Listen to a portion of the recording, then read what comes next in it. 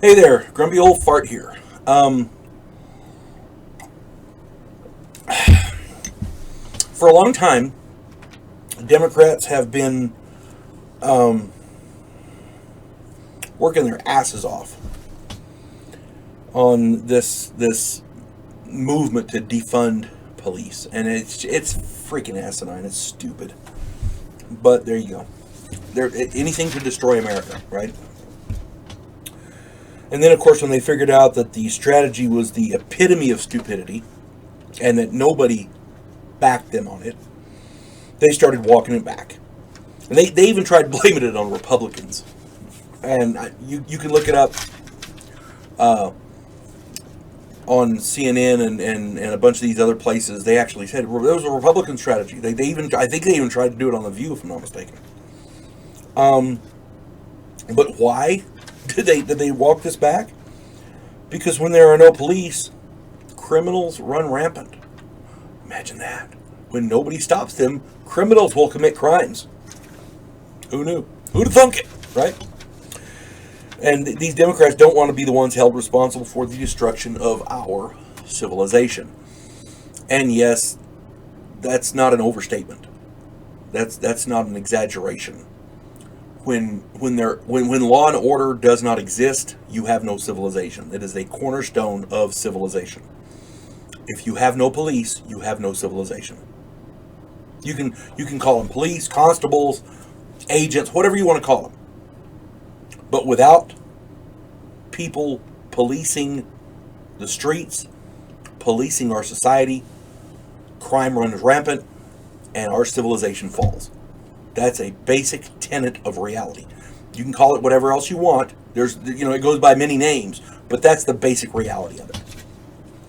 Police, law enforcement officers, LEOs, law enforcement officers, are just one group of what we call first responders. Other groups classified as first responders include firefighters, EMTs, and 911 dispatchers. And there may be some more. If I'm leaving them out, I apologize. I try to keep this video as basic as possible because I've got my target time is 4 minutes. I go over that a lot, but anyway, LEOs, law enforcement officers, stave off the tide of barbarians that would usher in the anarchy of the fall of civilization. I know that sounds like a dramatic statement, but it's absolutely true. Without law and order, crime runs rampant and our civilization falls. When you hear something go bump in the night and you call the police come. Why? It's their job. Nobody forces them to be police. There's nobody with a gun at high school. Yeah, you come here. You're going to be a police officer. No, they don't do that. These people volunteer. They take training and they do their job. Now, I'm going to say a lot of them probably do it for the paycheck. I'm not saying they don't, because everybody has to earn a living. But they could do something else. There are better paying jobs out there. I'm just saying. And not all, 99.9% of law enforcement are good quality people. They're human beings doing a tough job. Cut them a break, okay?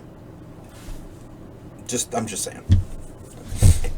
Firefighters protect our lives and our property. They're the ones that run into burning buildings.